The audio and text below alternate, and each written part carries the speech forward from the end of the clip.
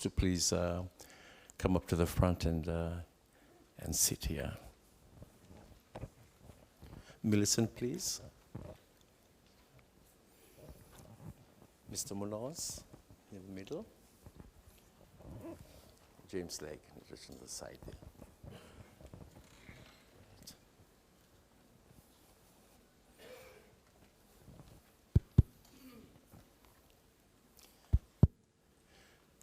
I would like to invite our volunteers to please come forward and please garland our chief guest first and our two keynote speakers.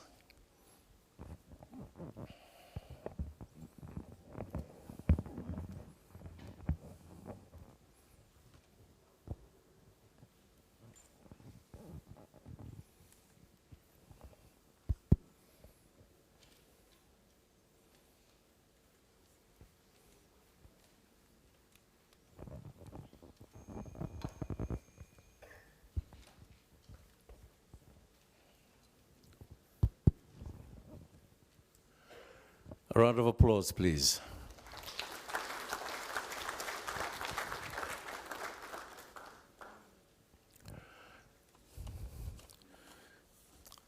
Mullah, everyone. On behalf of the Acting Deputy Vice Chancellor Education, I would like to welcome you all today in the launch of the USP Entrepreneurial Fair 2020 and its program throughout the week. USP is proud to host this standalone event in 2020, where all participants gathered here today will learn business skills to help them develop their passion, which is the creation and establishment of entrepreneurial initiatives. Also, this workshop is timely as USP surpasses 50 years of existence, that of training Pacific leaders in its academic programs, and looks forward to again launching entrepreneurial training initiatives for students and the general public to make them sustainable and improve their livelihoods. So it is going to be a week full of excitement and fun. The programs and activities for the week are in the USP Entrepreneurial Fair 2020 app, which you can download, view the programs listed, and take time to also see the various presentations that will be part of the entrepreneurial workshop daily. You will also need to take part in the discussions daily, and questions will be posted up by the presenters every day for a chance to win yourself a prize if you happen to answer the questions correctly.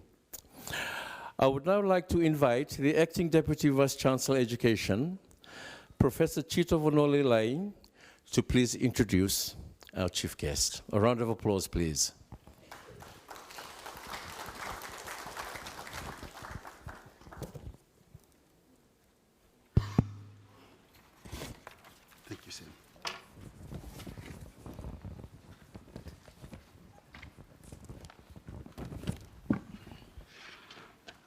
Thank you very much, Sammy. The General Manager of the South Pacific Business Development, members of the university staff, invited guests, students, sponsors, ladies and gentlemen. It is indeed a great privilege for me to welcome you all this afternoon to this significant event. Entrepreneurial training and the establishment of small micro-enterprises have always been a major focus of USP, not only because they address the socio-economical needs of the Pacific region and member countries. Entrepreneurial awareness training is a significant priority of USP and is captured in the current strategic plan of the university. Now, in the last 2 years, we have facilitated entrepreneurial workshops for students and the general public who have a passion to start their own businesses. This year, we have again decided to invite the general public to have access to the trainings here at USP. The main purpose is to provide basic entrepreneurial skills training and to create opportunities for students and for people to realize their dreams and be entrepreneurial in their mindsets. I know that the Fiji government fully sponsors our program, and we are happy that we are conducting this training in line with the Ministry of Industry, Trade, and Tourism's Young Entrepreneurship Scheme, where young people are able to access funding to start their small business initiatives. This Entrepreneurial Fair 2020 promises to be a week of fun and excitement, as participants will be able to meet with local as well as overseas entrepreneurs and replicate some of the skills learned to be able to be successful small business operators. Entrepreneurs are risk takers and innovators. And one of the most significant characteristics of a successful business person is to have startup funds or capital to get your small business moving. Hence the reason we have here today invited Mr. Elrico Munoz, who is the General Manager of the South Pacific Business Development, to be our chief guest today and to launch the USP Entrepreneurial Fair 2020. Just before I introduce Mr. Munoz, let me provide you the framework in which this fair is captured within. The USP has, or any university that is, has two major purposes. The first one being the production of new knowledge, and that is through research. So the university differentiates itself from other tertiary institutions by producing new knowledge. And that new knowledge is research. That is our core business. But when we disseminate those new knowledge, we do it through learning and teaching. That is also our core business. So our core business is the dissemination of new knowledge through learning and teaching. The learning and teaching framework itself consists, it's like a three-legged stool. The first part, or the first leg, is quality teaching. We want to ensure that when we disseminate the new knowledge that we produce, it is quality knowledge. We want to ensure that we teach our students, whom we have sent to the university, with the quality knowledge and with quality teachers as well. So that is the first leg of the three-legged stool, as it were, quality teaching. The second leg is the learning environment. We want to ensure that we have the best learning environment ever. Good library, internet that we make available to our students, the everyday interactions between students, the new experience that they will have. And that is what we call the learning environment, to ensure that we have a great learning environment for our students.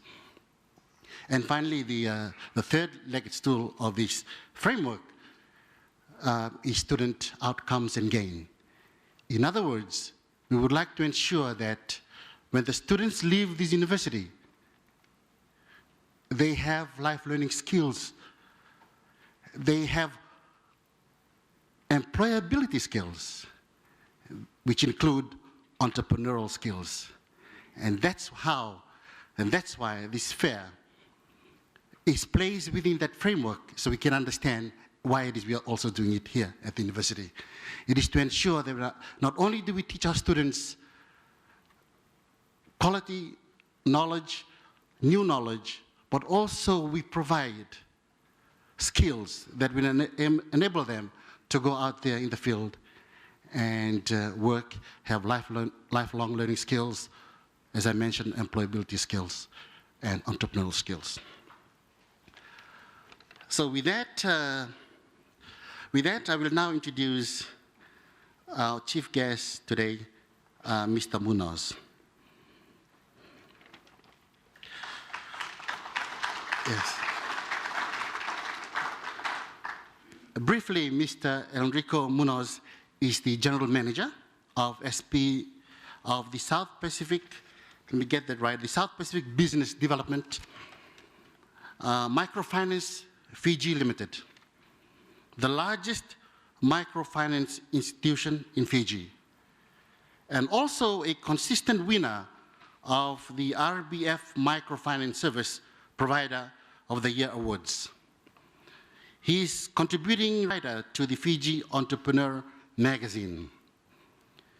He was the former chair of the Microfinance Working Group of the National Financial Inclusion Task Force, NFIT of Fiji.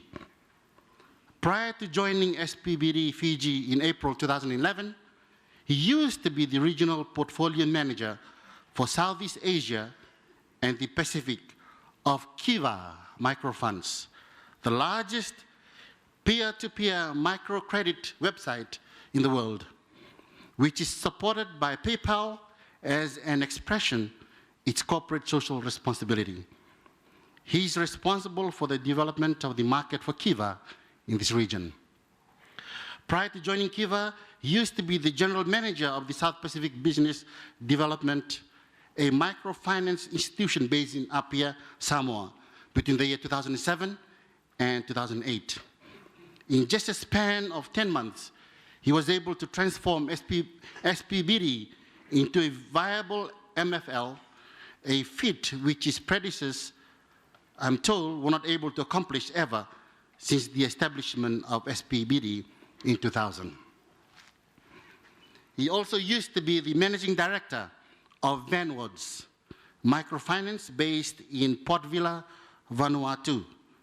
He was hired for the period 2004 till 2006 as an independent consultant under the Technical Assistant Program to commercialize Vanwoods operations funded by the United Nations Development Program, UNDP. And then in 2009, he also helped the startup operations of SPBD Tonga Microfinance Limited, the first privately owned microfinance institute in the Kingdom of Tonga. He holds a Master of Management in Business Management from the University of Philippines, and I would like to invite Mr. Enrico Munoz to deliver his opening address. Ladies and gentlemen, please welcome Mr. Munoz.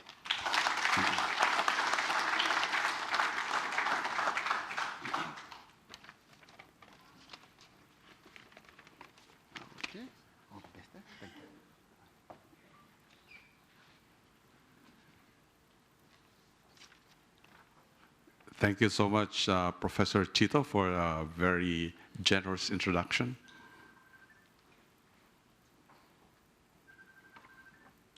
The Deputy Vice Chancellor, Education of the University of South Pacific, Deans of the 3 faculties, heads of schools, representatives from the senior management, government representatives, invited guests, students, sponsors, workshop participants, ladies and gentlemen. Nisam Bula Vinaka, Namaste, Assalamu alaikum, and good afternoon to you all. First of all, I would like to acknowledge and thank the Deputy Vice Chancellor for Education and his colleagues for inviting me this afternoon to officiate as the chief guest of the launching of the USP Entrepreneurial Fair 2020 here at Laucala campus. I am told that this entrepreneurial fair is the 3rd for USP and will involve overseas entrepreneurs as well as local speakers. And it will be a week of excitement and fun. I'm also told that the Entrepreneurial Fair is again open to the public for the third time. Now, as USP endeavors to disseminate as much information as possible through its collaborative network, business development, skills workshops, which will see the establishment of small and medium businesses in the future. It shows the commitment of the University of South Pacific in establishing this entrepreneurial platform and also in addressing one of its key priority areas of its 5-year strategic plan from 2019 to 2021, that of creating entrepreneurial awareness for USP and the region. Students and the public at large must develop their entrepreneurial mindsets to make them more opportunity seekers, thereby creating employment for themselves and for others, rather than just waiting to be employed. Universities and higher learning institutions must be at the forefront of enterprise development. I would like to emphasize here that they provide the best resources for enterprise development, which includes research facilities, testing of products, provide business leadership, and offer the best mentoring for successful entrepreneurs. The Entrepreneurial Fair of 2020 enhances and solidifies these ideas and also propels the University of South Pacific to be the entrepreneurial university in the years to come. This is an area which the Fijian government fully endorses, that of creating micro and small enterprises, thereby generating more employment. Through the years, the government of the day, through agencies, has created opportunities for budding entrepreneurs. The Ministry of Industry and Trade and Tourism, or MITT, through the Fiji Development Bank, has provided grants of 1,000 to assist low-income individuals establish their small business initiatives.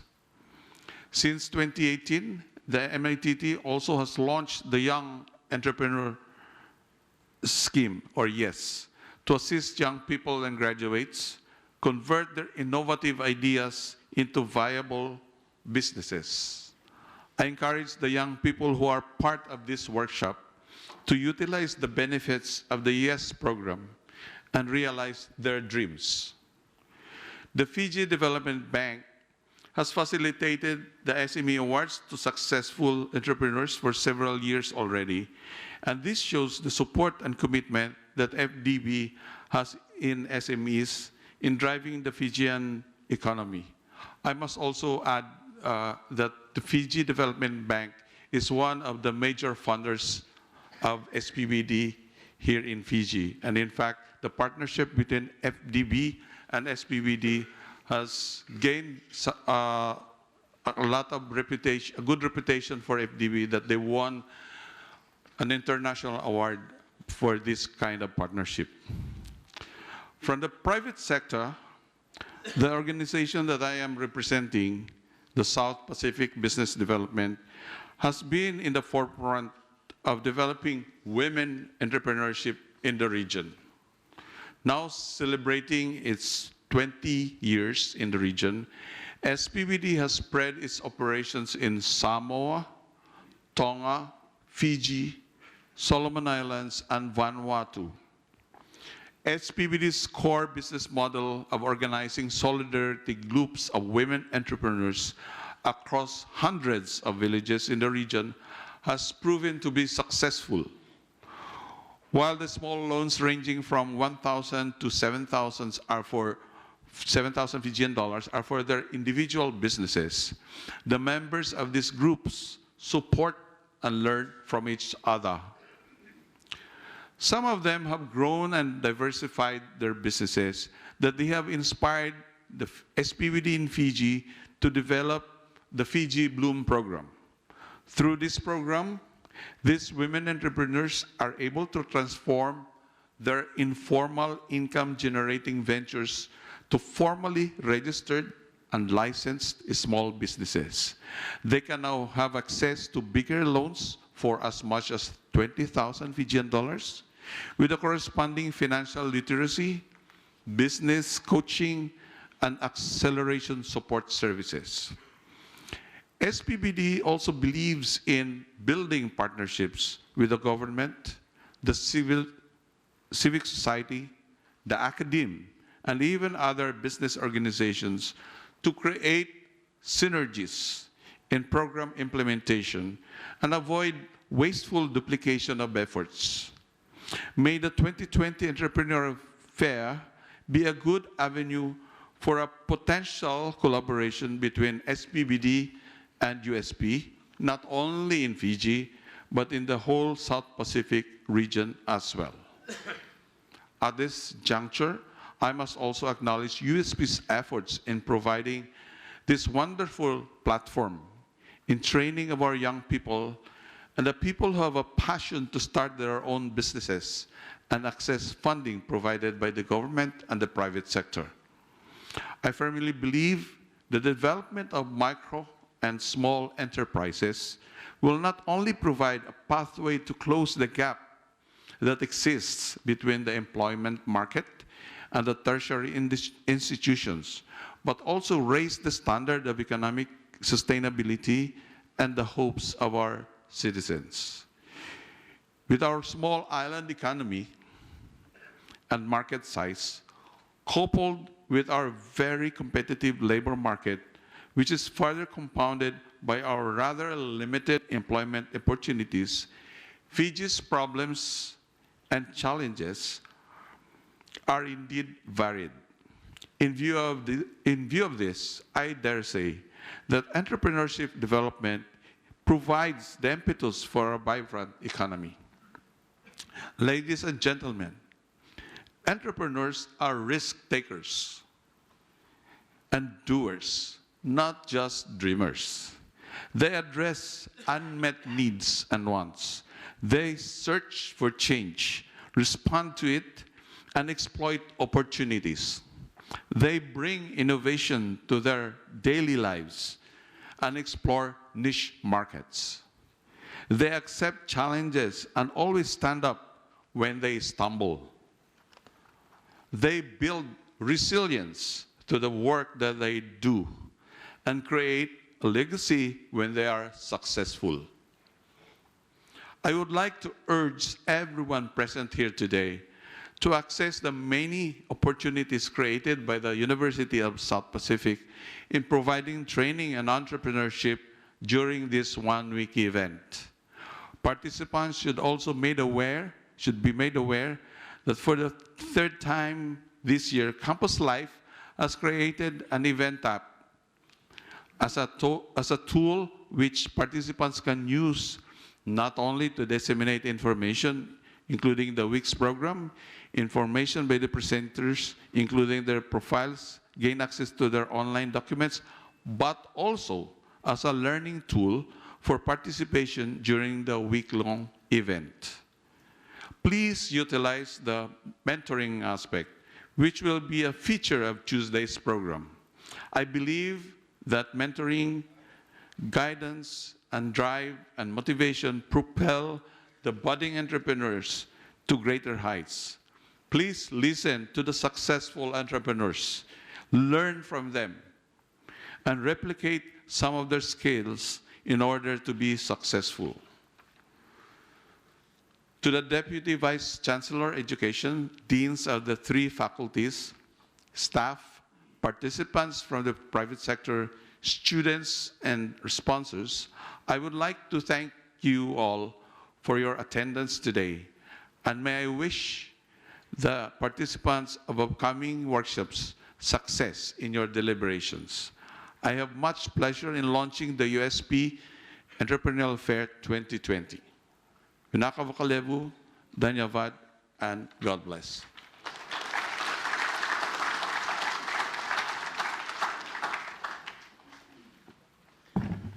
Thank you very much, Mr. Munoz, for your wonderful and informative speech.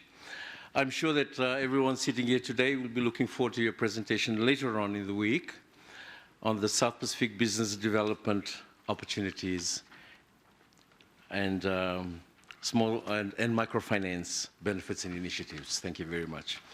Now with our keynote speakers, James Legg is the Executive Strategy Director and partner of GHO Sydney. He's an award-winning strategic leader, speaker, and entrepreneur. He has extensive experience with SMEs, startup culture, and large business transformations. His unique blend of strategic, creative, and technical experience enables him to guide organizations, big and small, as they design and launch new products and services to market.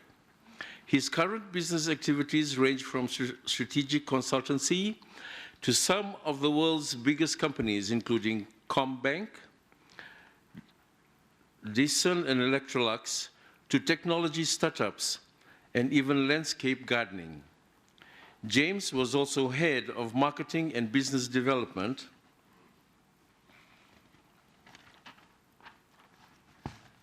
at Sproutstech, an eco-friendly ag tech startup that provides communities with fresh produce to help them live healthier.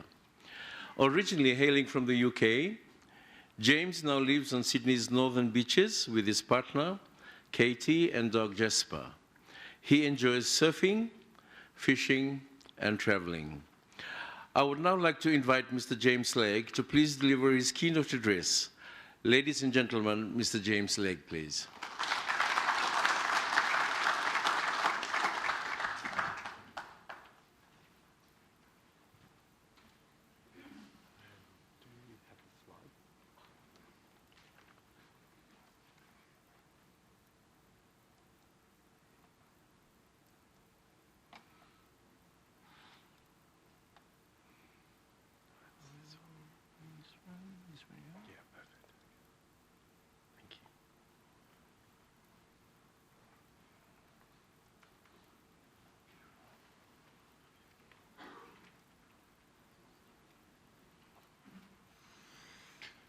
Good afternoon. Thank you very much to the University of South Pacific for having me today. It's my first time to Fiji.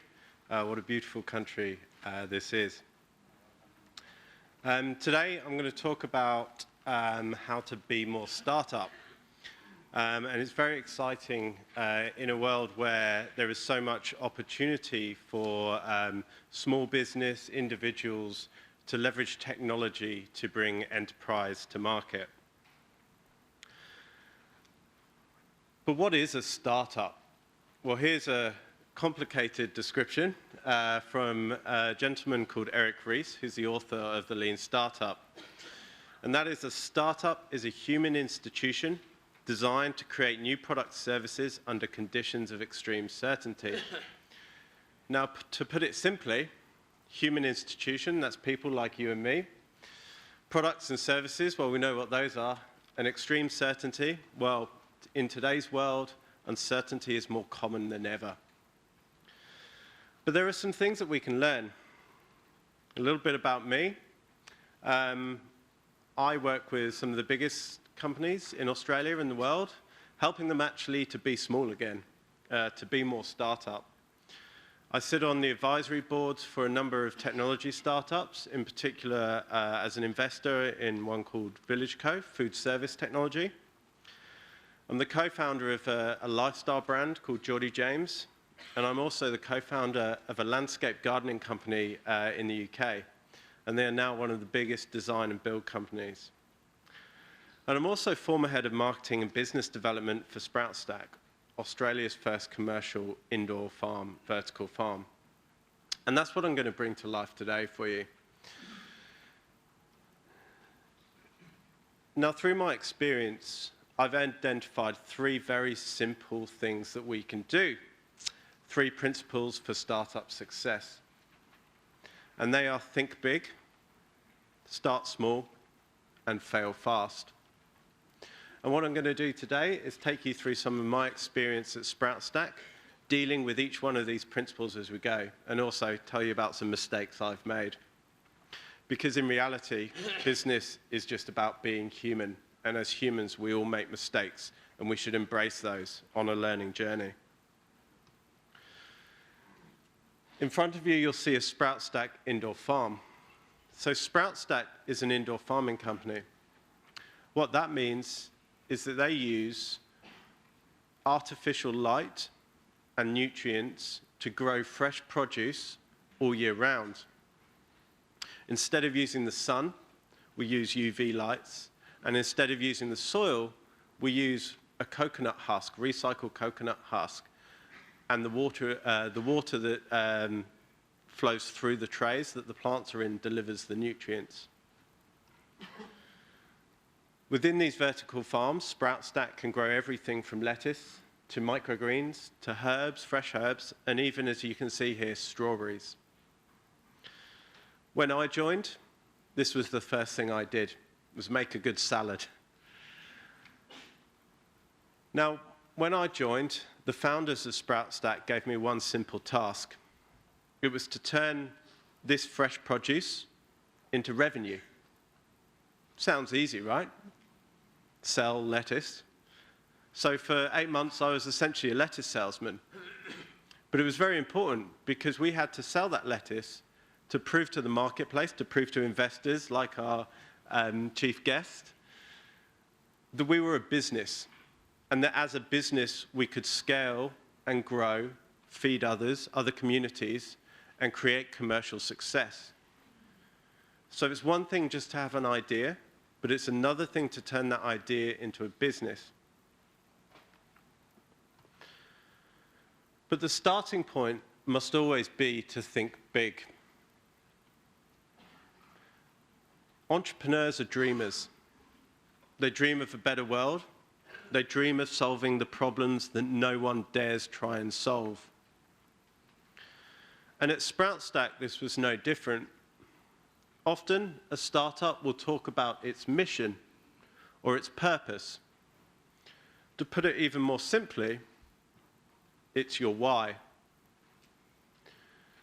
Now, each of us here will have our unique why. Why do we get up in the morning? Why do we do what we do? But there's a gentleman from the US called Simon Sinek, and he talks about how people don't buy what you do, they buy why you do it. And throughout my career and my journey, I believe this too. So whenever I'm talking to people about what I do, I start with why. And why I do what I do is to bring the biggest ideas to the people who need it most. But why Sprout Stack exists is to enable communities everywhere to access locally grown and sustainably farmed fresh produce all year round. Now, I'm not talking about an indoor farm there in any way, shape, or form. I'm talking about communities having access to locally grown and sustainably farmed fresh produce all year round. And the way we brought this to life, what we call our brand, and how we start our communications with everyone, is about we help people to live fresher. Now that's a close-up photograph of some of the lettuce, but I wrapped our first delivery van in that photo. So it was a giant lettuce driving through Sydney. You couldn't miss it. But everything I did moving forward, everything we did started with this mission to help people live fresher. In my first week, I was invited onto Sky Business News one Saturday morning to talk about Sprout Stack. Now, I just started. I was pretty nervous at this point. So what I did, I started with Live Fresher, and then I talked about our produce. And you can see there, I've even got some of our produce on the show. But Live Fresher is more than just about us as a company. It's about our community too, and how we can help to solve some of the challenges that exist within the local community in Sydney. Now, homelessness is quite a big problem in Sydney. and OzHarvest take food that is not used, that is no longer viable, and they make amazing meals, and they give it to the local community who need it. But one of their biggest problems was that often the food they have is, lots of carbohydrates, lots of potatoes, lots of bread. So for us to be able to provide that organization with our own produce, the fresh produce, we were helping the community to live fresher. So when you think about your why as a business person, think about not just what you can do from a business perspective, but what you can do from a community perspective too.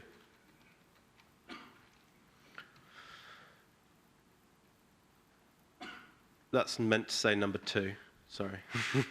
Number 2, start small.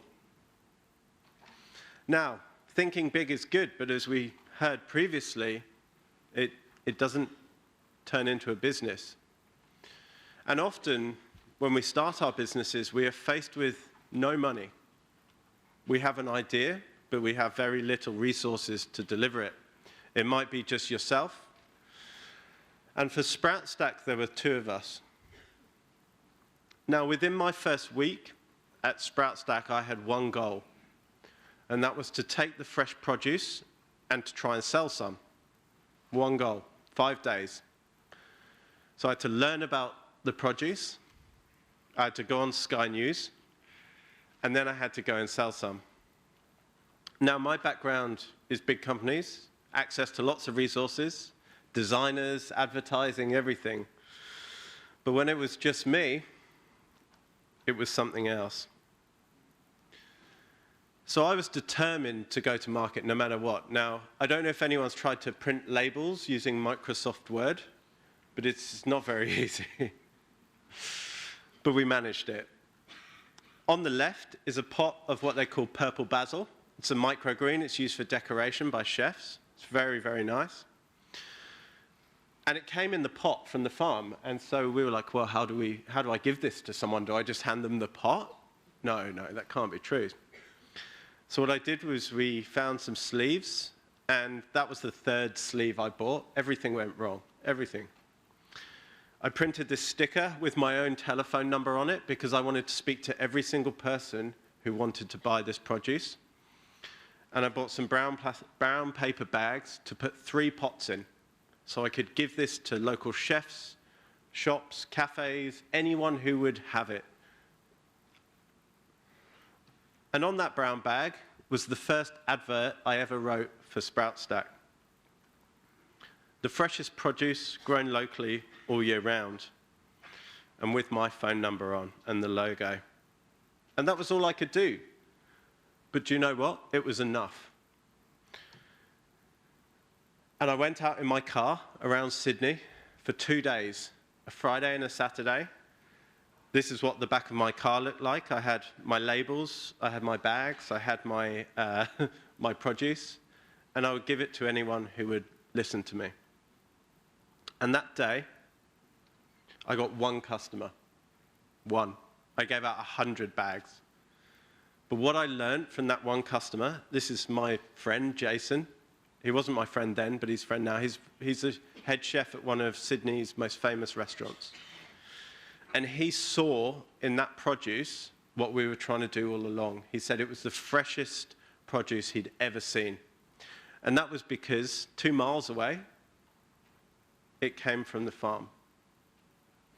And he is still a customer to the day.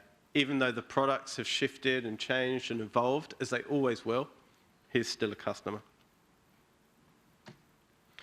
Number 3, fail fast. Failure. It's something I'm not very good at because as a consultant, as someone who's supposed to tell other businesses how to do things, it's not very easy when you go to them, okay, so you're going to pay me money, but I might fail. They don't like that. But as an entrepreneur, it's vitally important that you embrace failure and you accept that you will fail. Because if you don't accept that you can fail when it comes to small things, when it comes to bigger things, when you've got money and you're a big business and you don't accept failure, it can have drastic impact. And as a business owner with 30 other people to feed, to employ, the scale of your failure can be much, much bigger. Now, at SproutStack, there was one very big failure that I'm proud to share. This was one product that we launched to market. Looks great, doesn't it? Looks fantastic. Easy when you're in a studio and you've got a nice camera and your lettuce looks fabulous. And this is what we thought was going to go to market. But there was a problem. After delivering these to a new customer, he sent me a photo the next day.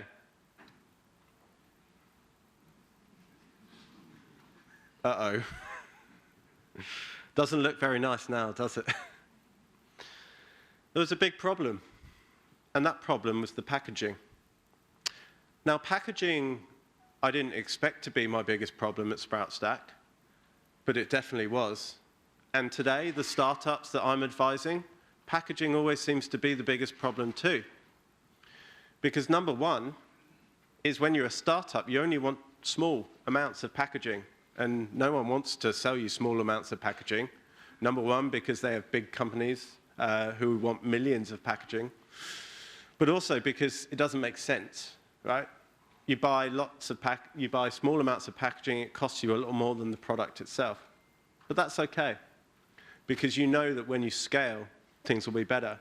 But we didn't know that then. And so we bought 50,000 units of this packaging, only for day 2 to realize it was dead, figuratively and literally. So we had to go and redesign. And so we started out back in with the cardboard and actually protecting this product from the sides, because one of our customers liked to put our lettuce next to pineapples. And as we know, pineapples are quite spiky, so it wasn't very good for lettuce.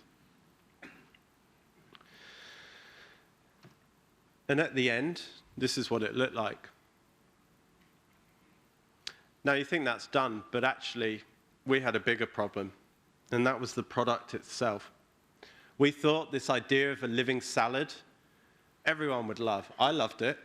I ate lettuce every day for 8 months, time and time again. It was the most beautiful lettuce. The idea that it was living, it was fresh when I cut it. But the world is changing, and convenience is trumping sustainability a lot of the time. I'm sure you will have seen that. It's a challenge that we have to face. But what humans say and what they do are often two very different things. One day, someone may have bags with them, and they go, no, I don't want plastic. Why have you got plastic bags? But another day, when they don't have bags, and you say, no, we don't do plastic, they go, well, where's your plastic bag? So for us, we had to change again. And this was the product that eventually succeeded. It was actually a cut salad, because people didn't want to cut it themselves. It was messy. And actually, we found what looks like normal standard plastic. We found a biodegradable plastic. It cost us more, but if we were truly going to help people to live fresher, we had to take that on, and we had to say this was something that we weren't going to compromise with. So that is a biodegradable plastic case, and inside was a freshly cut salad with a mixture of our lettuce leaves and some of our micro-herbs. Now, to this day, this salad is still selling. And when I was at SproutStack, they had one farm, one container. Now they have 6. And it was this product that you see up there in front of you that helped achieve that. But if we hadn't have failed fast, if we hadn't accepted that failure was part of this journey, that it was okay to fail, we would have not got there at all, or it might have been a lot longer.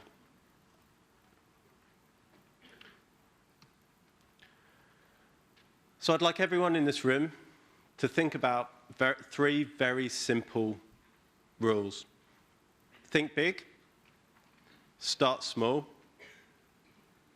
fail fast.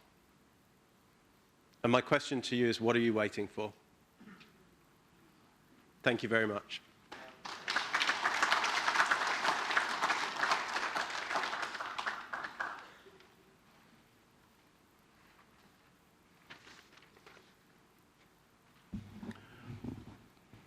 Thank you very much, Mr. James Lake. Could we just give him a round of applause again, please?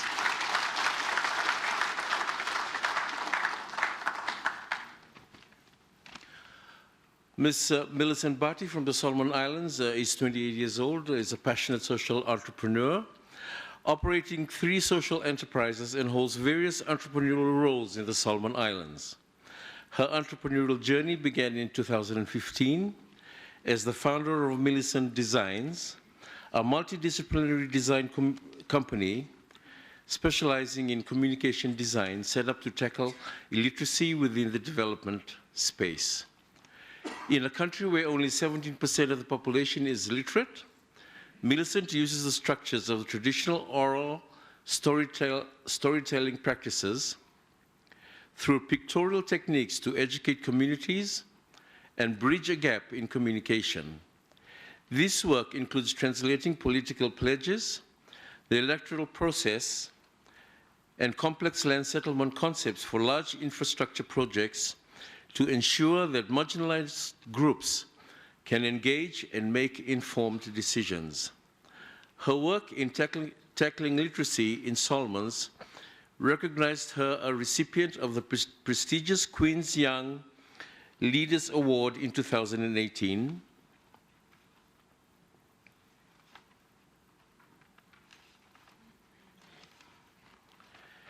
and the Queen's Commonwealth Scholar to the One Young World Summit in 2019.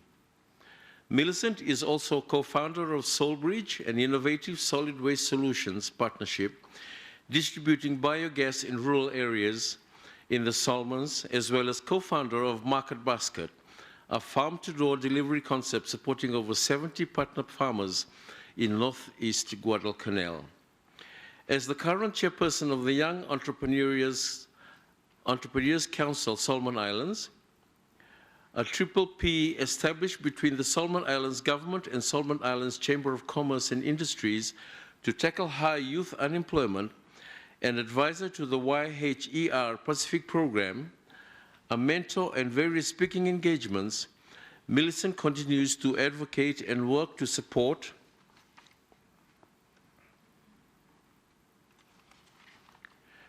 the entrepreneurial innovation ecosystem in the Pacific to empower our youth and women to build viable product for purpose enterprises and foster resilient and enlightened communities.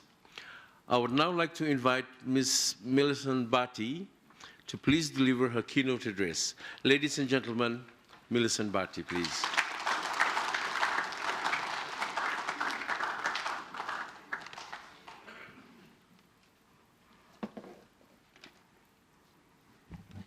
Thank you, MC, for that wonderful introduction. I wish I was 20 years old, but I'm actually 29, but I'll take 20. So let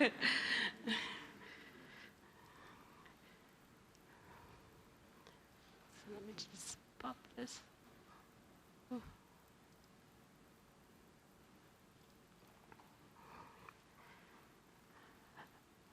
Bulavinaka.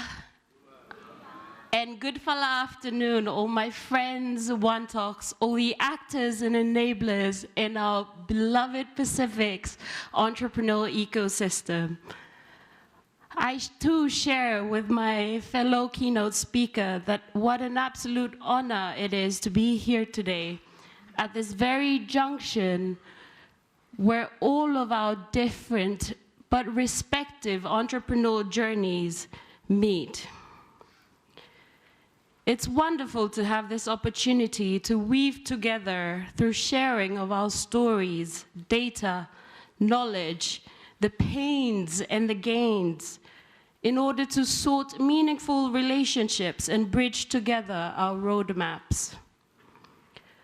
I believe my roadmap has so much yet to learn and navigate through, but Tagyo Tomas to the University of South Pacific for this humbling opportunity to weave my story in entrepreneurship amongst the noteworthy caliber of actors and enablers in this room.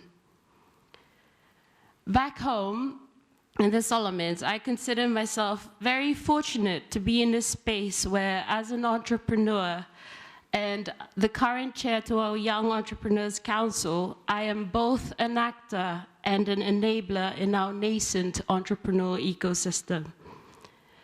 It's only till I walked in both of these shoes that I can testify that both roles come with great challenges, and building that bridge towards a more conducive business environment is not an easy task, and especially for young entrepreneurs who are pursuing business in the Pacific, trying to build businesses in an often not so enabling environment. I would like to begin by asking all of you in this room to please join me in recognizing the leaps of faith you all had to take, and respecting and extending gratitude towards each other for the efforts towards coming this far. So please give yourselves a round of applause.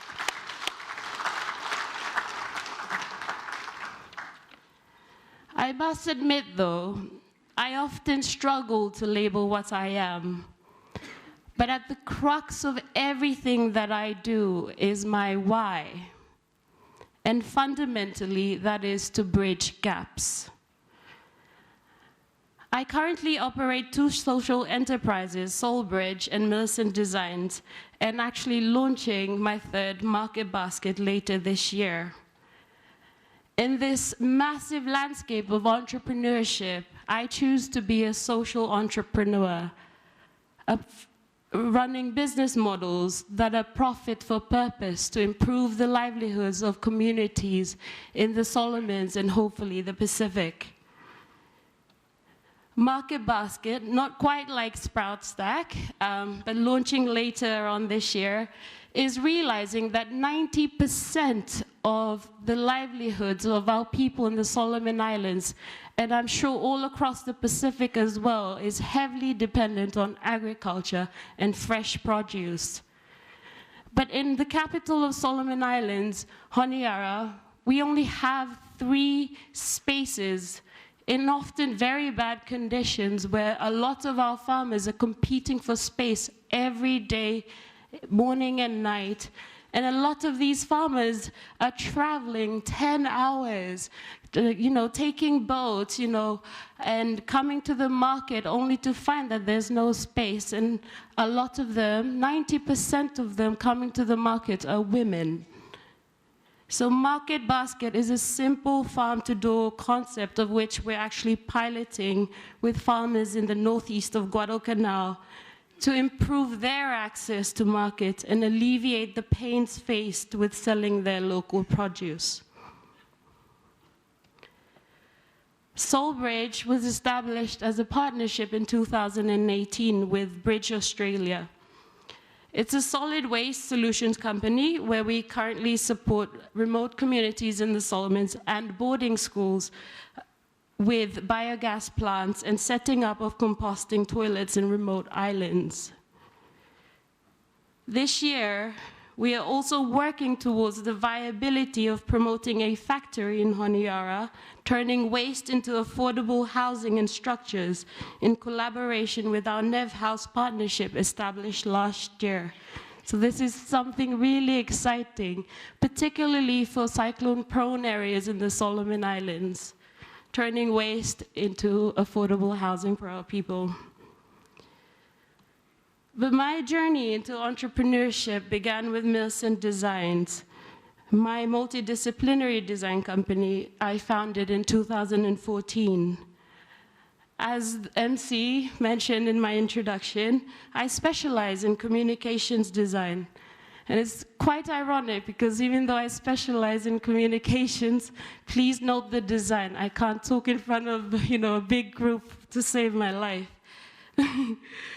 But tackling adult illiteracy and bridging gaps in effective communication comes through Millicent Designs through a service that I call my custom story time tool.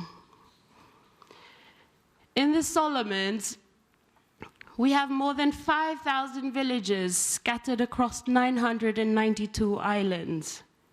And with our people speaking over 85 native dialects and an adult literacy rate of only 17%, the KSTT service uses the structures and techniques of our traditional oral storytelling practices, our custom stories, to effectively deliver and translate complex information to rural communities, specifically in the development space.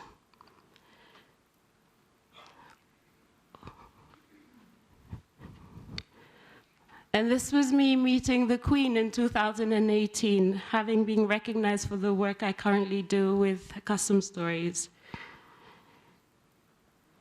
In coming here today, I wanted to not only share my story to how I got here, but also reflect a bit on how can I, or rather, how can an in-depth understanding and appreciation of our traditional cultures of the Pacific can be a source of inspiration to you all.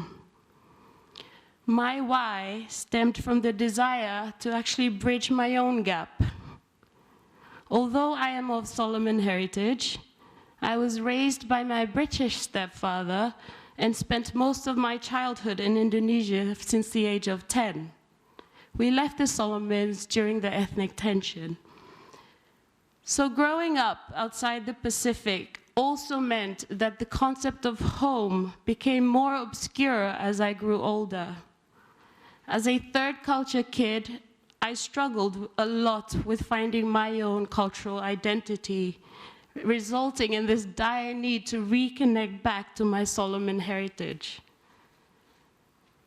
Reconnecting, for me, meant spending my 2-month summer holidays in my mother's village in Lilisiana in Malaita province. This is an image of my uncle who was vital towards enabling me to grow my love for custom stories. For context, custom stories are the traditional oral stories of the Solomon Islands. I think in Fiji you call them tukuni. Yes? You see, in the Pacific, as we all know, we don't have our history written down like most cultures. Our only form of preservation and knowledge acquisition was through storytelling being passed down from generation to generation. These stories are filled with our traditional wisdom, life lessons, and even understanding nature and its signs. I mean, I'm sure many of you have those cousins in the village that can literally smell the rain 20 minutes before it arrives, right? Yes?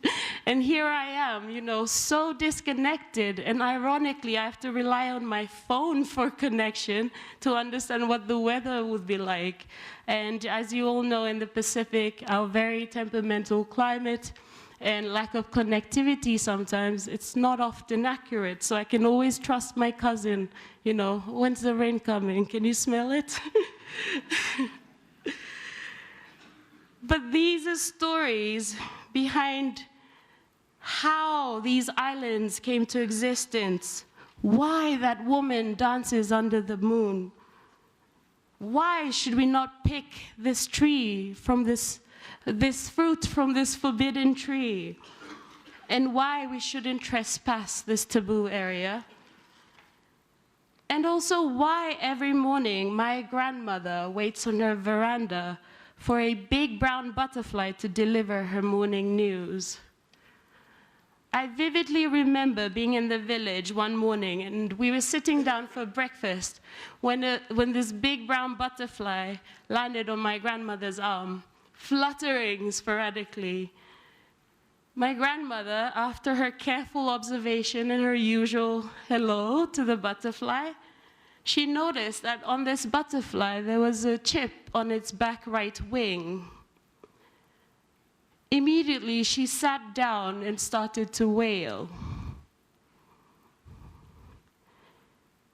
For me, this was a very different sort of experience. But you see, just from the butterfly's sporadic behavior and the chip on its right back wing, my grandmother knew that bad news was about to hit our family. And sure enough, by evening time, the traveling news of my uncle's death from a village 30 kilometers away had reached us. So you see, custom stories, autukuni, these are more than just myths and magical tales. For me, they represent a lens into how our ancestors made sense of the world around them and passed it down to us. But it wasn't until I had undergone design at university in England to solidify and inform my custom story time tool and its potential impact. The KSTT project actually started as an exploration into the preservation of this dying storytelling practice using design. However, it developed and shaped how I am addressing illiteracy back home. Going through my research, it often frustrated me being in the village, and I would always question why. Why do all these NGOs and government ministries, when they're doing their community awareness approach, why do they exhaust so much resources into teaching our people new ways of understanding new information, often leaving behind these text-heavy brochures that literally no one in the village understands anyway? But why was this happening when we have our own traditional way of acquiring and understanding knowledge and information? My rationale was simple. It's the information that needed to change for my people and not the other way around. So after graduating, I returned home with high spirits and a manifesto and showing how the custom story service worked. And to me, this was going to change the game of ineffective community awareness. I went from door to different organizations, and I was really hoping to get a job inside the media or communications department for maybe UN or Oxfam. I was really, confident and ambitious as a fresh graduate. But after 8 months, my spirits slowly sunk down. I realized that I was one of the 16,000 graduates that have just come out of university every year in the Solomon Islands, and we are competing for only 4,000 jobs created every year. So out of desperation, I made the decision to start my own business because I was so passionate and I was very convinced that this was the way to communicate effectively to rural communities in Solomons. I had no savings back then.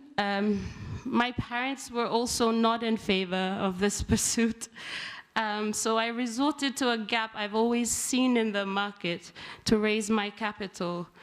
And it's really important, as you're testing out your business ideas, that you really try to understand your market. For me, this was selling greeting cards. And this was my starting small.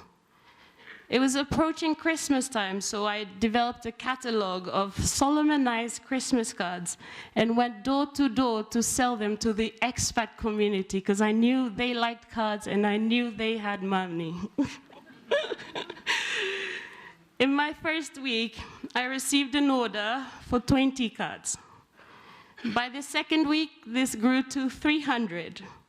And just before Christmas, I had sold 900 cards, making a profit of $25 a card, enough to be my startup capital and register my business. It wasn't until later on, after I registered in 2014, by April, I had my first major contract. This was a really huge win for me. UNDP had tendered out a job for someone to produce the communication materials for our national general elections. And I won it. But it wasn't until after that I actually was doing the job that I realized that whilst everyone else tendered at Solomon's $60,000 and above, so this would be Fijian 16,000 Fijian dollars above, I won with my tender of 12,000 Solomons, which is 3,000 Fijian. But the tender board felt a little bit sorry for me and realized how big this job was, so they allowed me to retender, and it was still below the lowest price. But I still celebrated my first victory. Today, I use the structures of custom stories to communicate and inform 80% of those who cannot read and write, to enable my people to understand the changing world around them and be able to make informed decisions concerning their resources.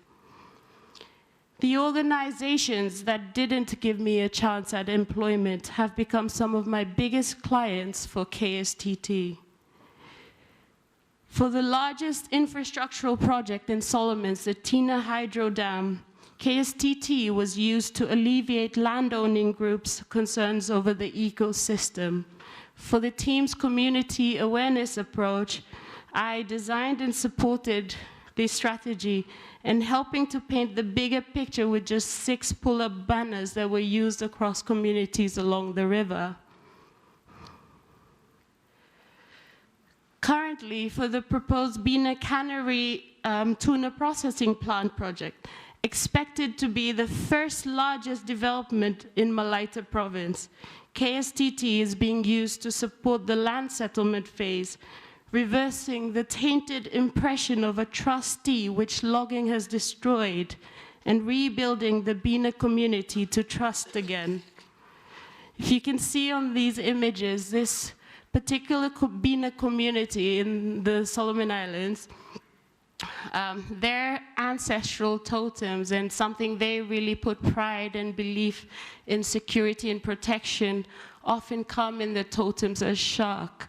So this was used in the imagery as well, and through all the workshopping and community awareness, it was really great to see people actually seeing that and translating that as the law. And you know, if the trustees were to do wrong, you know, the sharks would eat them up. But last year, by the end of last year, we successfully ran the elections for trustees, and me being, you know, the female empowerment, trying to change the patriarchy in Solomons, if you can see, I put one woman in the line of trustees because it's unheard of for women to be trustees. And I'm very proud to say that last year, after the trustee elections for Bina, that one woman was elected, so yay.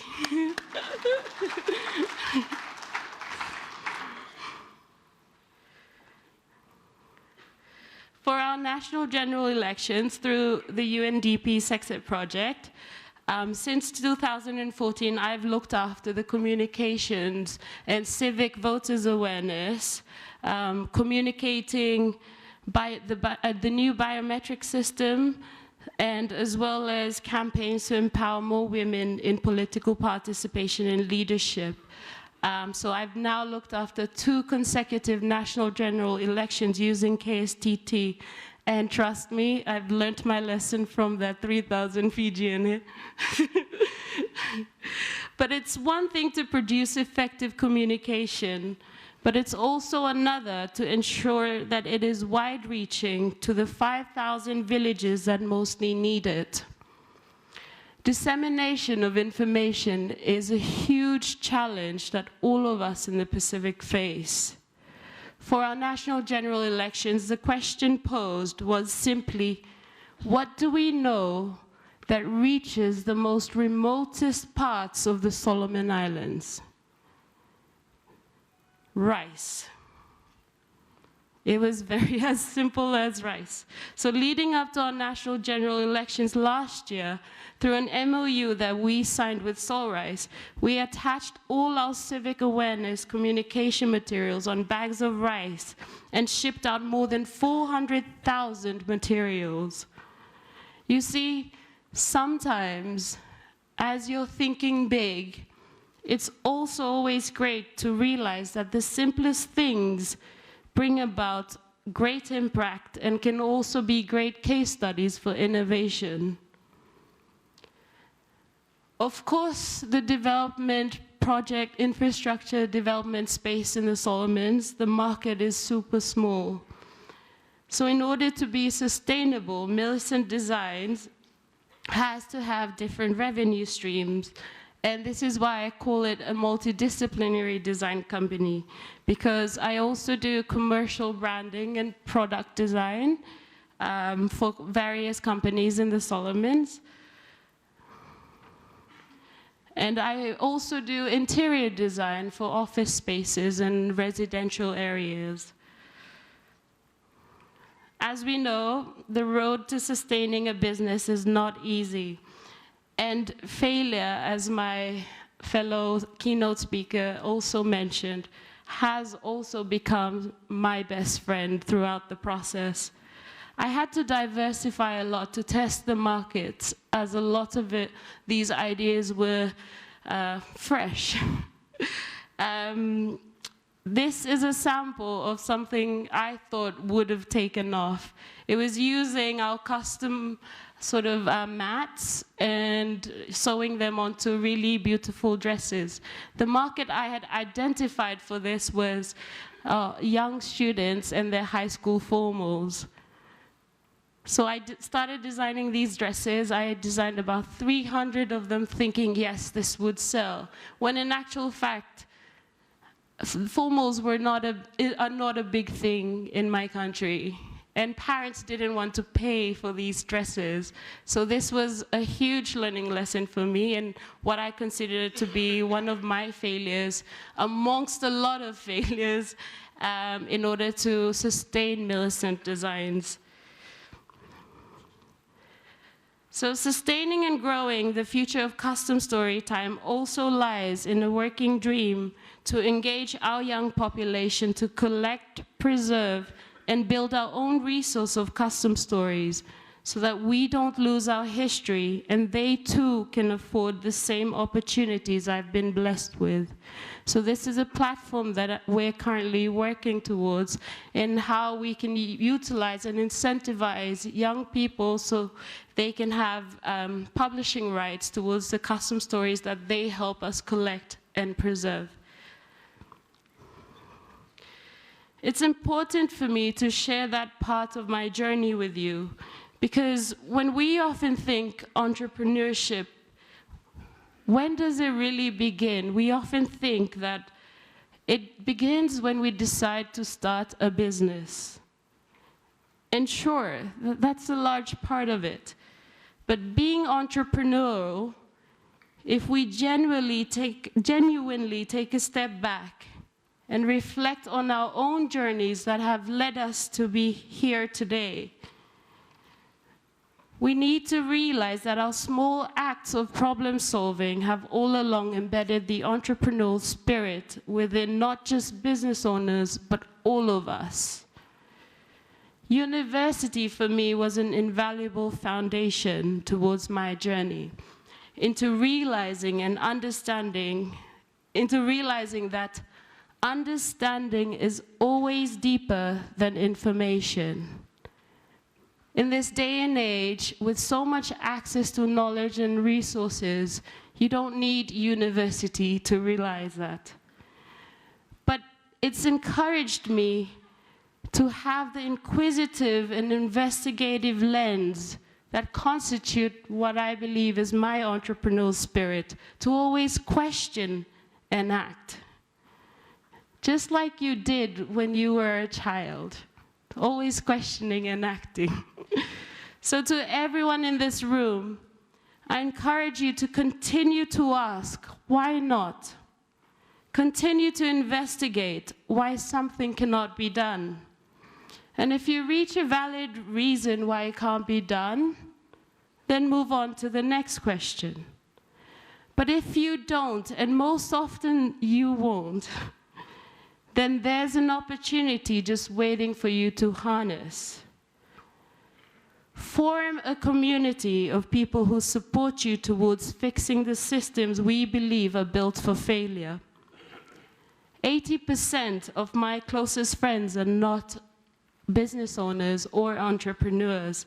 They actually come from the public sector. Entrepreneurship opportunities in the Pacific lie in pragmatically looking at systems and processes to realize and understand the gaps, and then filling and innovating in the gaps. And trust me, there are gaps everywhere. And what it takes to launch and sustain and grow a small business, for me personally, is confidence. This is something I always stress with our YEXI members. We naturally place so much value on knowledge and resources that, we naturally place so much value on knowledge and resources that we often forget to think that the other part of this equation is confidence. Because if in this day and age, with knowledge and resources being so accessible, why do challenges still persist? So to me, the missing link to that equation is confidence, the most undermined and missing part. It makes a huge difference in our entrepreneurial spirit in action when we are sure we can win versus when we hope we can win. As Pacific Islanders, we must stop punishing confidence in others because they don't particularly fit in with our preferred archetype. I remember those door-to-door trips, selling my cards, even running a small store at the youth market in Honiara. I remember the remarks I would get, or the funny looks. Oh, gele school of England, come to market, huh? Even to the extent that my mother's friends would tell my mom that it didn't look right that I was selling cards on the street. But I knew what I wanted to achieve, and I trusted my confidence to get me through, because yes, that was my small start towards achieving my thinking big. And I hope that throughout this week, for the Pacific, we need to be committed to creating a culture of confidence and integrity in order to sustainably harness innovation. It would be a great shame to see our best ideas go unrealized and our highest dreams dimmed simply because we're not supporting each other's confidence. Confidence has been my greatest resource, and this means talking to people who are not like you and actually listening. The process of knowledge acquisition is very difficult because instinctively we are most comfortable with knowledge that we currently have. And as Pacific Islanders pushed against our conventional systems in the face of climate change and globalization, we can no longer afford to pay the price for political and ideological polarization. We must truly come together because we have a region and communities to build, and coming together begins with rewarding one another for their confidence to be here. On this note, I'd like to end with a quote from Earl Nightingale, an extremely motivational speaker, unlike myself. Earl Nightingale said, "Your problem is to bridge the gap which exists between where you are now and the goal you intend to reach." We are all in the service of being bridges, whether we are designing it, building it, funding it, or even facilitating the crossing of those we want to benefit from our bridges for generations yet to come. With no disrespect to Mr. Earl Nightingale, the message I leave with you all today is that bridging gaps is not our problem. Bridging gaps is our solution. It is our opportunity, our innovation, and our responsibility for the Pacific and her people. Thank you, Thomas.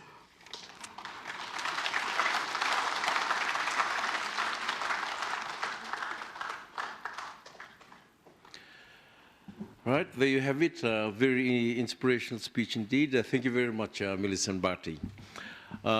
Please feel free to talk to our entrepreneurs and keynote speakers today, as I know most of you would like to know in detail some of the things that our keynote speakers have done which have made them successful.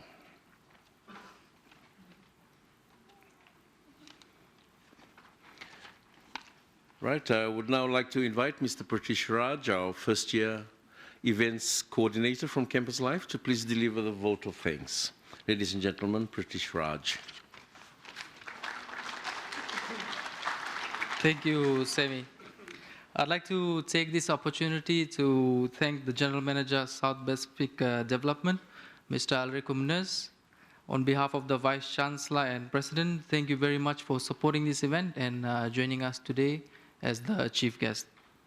Your presence here today is a testament of SPBD's role in supporting the establishment of entrepreneurial initiatives in Fiji. So thank you very much for being here today. I know that your organization is at the forefront of, again, providing the biggest funding facilities for small business initiatives for rural people, particularly the women, to sustain their livelihoods and utilize their resources. So USP is very privileged to have you as the chief guest, and I hope that we enjoy a stronger partnership in the years to come. Mr. James Legg and Ms. Millicent Barty, it was very nice listening to you, to your interesting stories and experiences. And on behalf of the Vice Chancellor and President, I'd like to thank you again for sharing your experiences, especially the challenges that you faced as an entrepreneur, and especially when you were starting up. So thank you very much, and I know that the audience and the students and staff will be very keen to listen to your presentations over the week and to all the other presentations. There is no doubt that you both succeed in your business initiatives. I'm sure that the audience here today have learned a lot and will take back the key ingredients of being a successful entrepreneur. I would also like to thank our Acting Deputy Vice Chancellor Education, Professor Chito, for being with us today. And I know that this event is your first program in our education development. And I hope you continue to support our many Campus Life initiatives planned for 2020. The Fiji government also supports this entrepreneurial program, and USP is pleased that it is in line with the government's YES program, the Young Entrepreneurship Program. And to our presenters and civil society groups, thank you very much for joining us today. And I know the audience is very keen on listening to your presentations throughout this week. I would like to take this opportunity to thank our sponsors, without whom it will be very difficult to organize large-scale events like this. In no particular order, I'd like to thank our sponsors, Sun Insurance, Nestle Fiji Limited, Fiji Development Bank, My Life Magazine, Fiji Water, Vodafone Fiji Limited, and Coca-Cola Amatil Fiji. Thank you very much for sponsoring this event. And ladies and gentlemen, these sponsors, they have not only sponsored this event, but are our usual sponsors for many of the events organized by USP. So we are very thankful for the partnership that we share. And we will be sending you our proposals for our upcoming events. So I hope we can continue on with this partnership. Ladies and gentlemen, last but not least, I'd like to thank our group manager, Mr. Glenn Pope, the Campus Life team, the careers team, for putting up this program together for us. I know that the preparation started in mid-2019, so there's a lot of work that goes on behind the scenes. So thank you to each and everyone who is involved in preparing for this event. I hope that you enjoy the program planned for you for this week. And if you haven't done so already, then please download the app so that you can get up-to-date information. So thank you.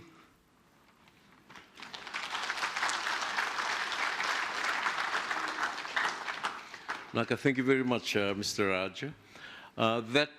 Thank you very much. That actually concludes the official opening today. We will now break for some refreshments and see you back in 15 to 20 minutes for our session to start here. All right? Just for your information, the refreshments are actually prepared up at the foyer on top. Huh? You can just stand up slowly and just make your way outside. Yeah, and I think for our VIP guests, refreshments are outside as well. Thank you.